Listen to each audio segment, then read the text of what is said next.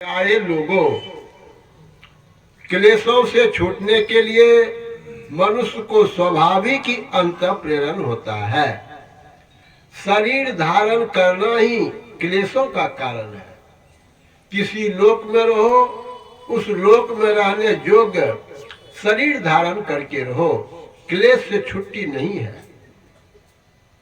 नरलोक को लोग प्रत्यक्ष देखते हैं और स्वर्ग आदि लोगों के पुराणों में पढ़ते हैं। संतों ने कहा कि ईश्वर की भक्ति करो, ईश्वर को प्राप्त कर लो तो सभी शरीरों से छुटकारा हो जाएगा, सभी लोकों से छुटकारा हो जाएगा और सभी क्लेशों से भी छुटकारा हो जाएगा। इसके लिए ईश्वर का भजन करो। भजन करने पर युक्ति भेद जानो, फिर उनसे मिल जाने का अभ्यास करो। यही योग और ज्ञान है। इसको दृढ़ता से जान लो कि ईश्वर की प्राप्ति देह युक्त रहने से नहीं होता है। आवश्यकता यह है, एक शरीर को छोड़ो, फिर दूसरे को, तीसरे को, एवं प्रकार से सभी जड़ शरीरों को छोड़ो तो ईश्वर की भक्ति पूरी होगी। जैसे आप जगन्नाथ जी जाना चाहें तो रास्तों को, गांव को, नगरों को छोड़े बिना वहां नहीं पहुंच सकते। इसी तरह सभी शहरों को छोड़े बिना परमात्मा की पहचान नहीं हो सकती। योग के नाम से लोगों को डरना नहीं चाहिए, ज्ञान को भी अगम न जानना चाहिए। योग मिलने को कहते हैं और ज्ञान जाने को कहते हैं। योग के बिना मिल कैसे सकते हैं और ज्ञान जाने बिना मिलेंगे किससे? हम लोग सत्संग करते हैं, यह ज्ञान का उपार्जन है, और ध्यान करते हैं, यह योग है। योग चित्त वृत्ति निरोध को भी कहते हैं। आप लोगों ने सुना होगा कि हठ योग में बहुत आसन आदि लगाने पड़ते हैं। घर को छोड़ बिना नहीं होगा। जो पूर्ण वैरागी होगा, ब्रह्मचारी होगा, उसी से होगा। किंतु संतों ने ऐसा नहीं कहा। संतों ने कहा कि हठ योग के किए बिना भी ईश्वर की प्राप्ति होती है, किंतु हाँ, संयमी होकर रहना होगा। तब गृहस्थ रहो या विरक्त रहो, दोनों से होगा। संयमी होने का आशय है मित भोगी होना। स्वल्प भोगी संयमी है। जो भोगों विशेष आसक्त हुआ भोगी है, उससे संयम नहीं होगा। दो तरह से संयमी होते हैं, एक गृहस्थाश्रम से दूर रहकर, दूसरे गृहस्थाश्रम में रहकर स्वल्प भोगी होते हुए।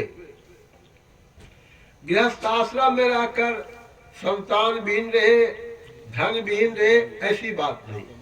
संयम से रहे, अपना रोजगार करता रहे और संतान भी उत्पन्न करे। आप कहेंगे हम साधारण जन से यह संयम नहीं होगा, तो आपको ऐसा नहीं करना चाहिए।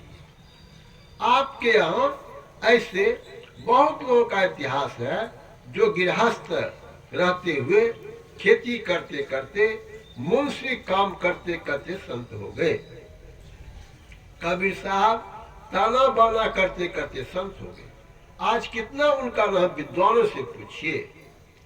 प्रथम कक्षा से लेकर ऊंची कक्षाओं तक उनकी वाणी पढ़ाई जाती है। कबीर साहब ने दिखला दिया कि घर में रहकर अपना काम करते हुए भी लोग संत होते हैं।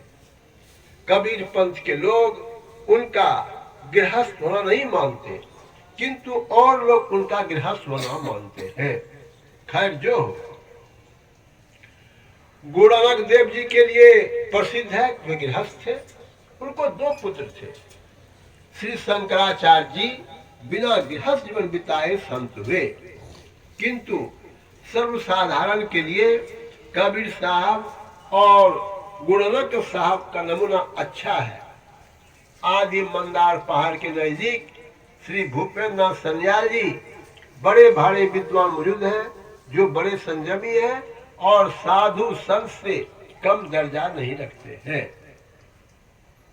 आज जो राधा स्वामी मत प्रचलित है, उसके लोग भी गृहस्थ हैं। जो कोई कहे कि गृहस्थ से भजन साधन नहीं होगा तो जानना चाहिए कि वे स्वयं इसको नहीं जानते, अपने नहीं करना चाहते और न दूसरे को करने देने का उत्साह देते। इसलिए सब कोई ईश्वर का भजन कीजिए और शरीर रहते ही यानी जीवन काल में उस परम पुरुष को प्राप्त कीजिए, मुक्ति लाभ कीजिए। संतों ने कहा जीवत मुक्त से मुक्ता हो, जब लग जीवन मुक्ता नहीं तब लग दुख से भुगता हो। संत कबीर साहब।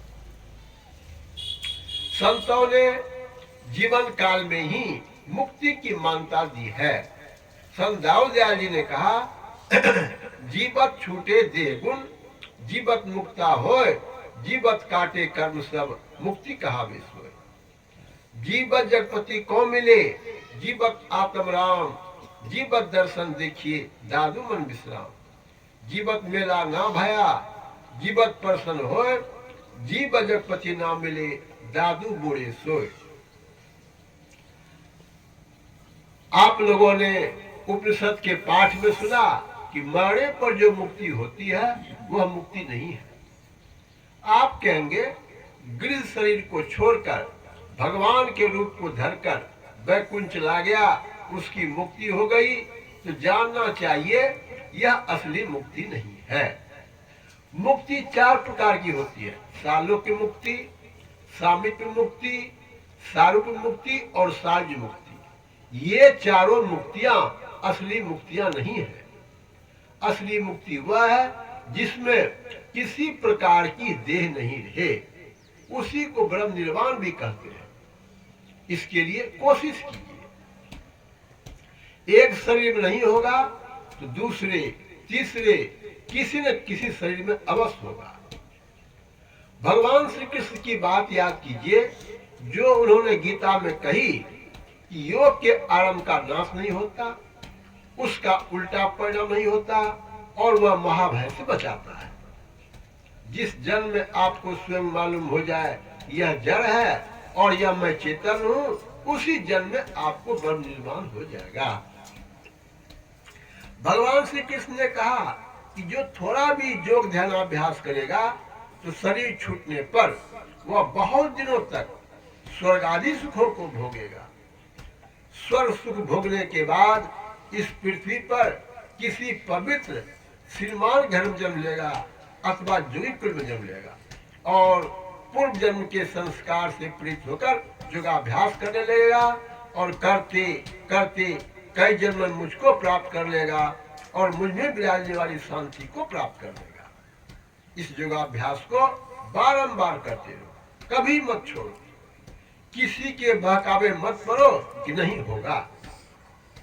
आरंभ कैसे किया जाएगा, इसके लिए संतों की वाणियां हैं। अस्थूल साधना से सूक्ष्मतम साधना तक करने के लिए मोटा जप, मोटा ध्यान, दृष्टि साधन और अंत में सब साधन, यही चार बातें हैं। मरने का डर नहीं करना चाहिए। शरीर मरता है, आप नहीं मरेंगे। जिनको मरने की आदत हो गई है वह मरने से क्यों डरेगा। इसलिए कबीर साहब ने कहा जा मरने से जग डरे, मेरे मन आनंद, कब मरी हो कब पाई हो पूर्ण परमानंद।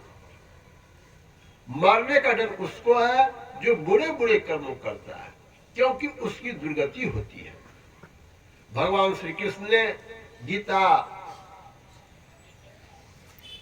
अध्याय 8 श्लोक 10 में कहा है प्रयाण काले मनसा चले न भक्त्या युक्तो योग बलन सेवा भ्रुवर मध्य प्राणावेश्य सम्यक स्वतम पुरुष में दिव्यम। प्रयाण काल में अर्थात मरने के समय अचल मन से भक्ति योग युक्त होकर अपने प्राणों को दोनों भवों के बीच में रखकर जो शरीर छोड़ता है वह दिव्य परम पुरुष को प्राप्त करता है। जिसको जीते जी इसका खूब हिस्सा लगेगा उसका कल्याण होगा। जीते जी भावना होगी मरने के समय वही होगी जिसे जल भरत की हुई थी। हिरणी के बच्चे में उनकी आसक्ति थी तो शरीर छूटने पर उनको हिरण का शरीर मिला। साधन भजन की बात मन में बराबर लानी चाहिए। जो कहे कि हमको बाल बच्चों की सेवा, सब अपने काम धंधों से फुर्सत नहीं है, हम भजन ध्यान क्या करेंगे? तो मैं कहता हूँ कि आपको मरने की फुर्सत है। यदि आपको मरने की फुर्सत नहीं है तो क्या मौत इसको मान सकती है? समय पर आपको मरना ही पड़ेगा। इसलिए सब कामों को करते हुए कुछ समय बचा बचा कर ध्यान योगाभ्यास भी किया कीजिए। बोलिए प्रेम से श्री सद्गुरु महाराज की जय।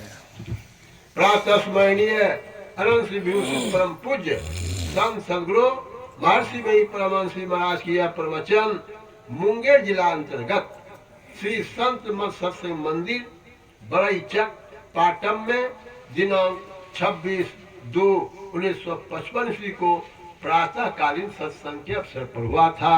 श्री सद्गुरु महाराज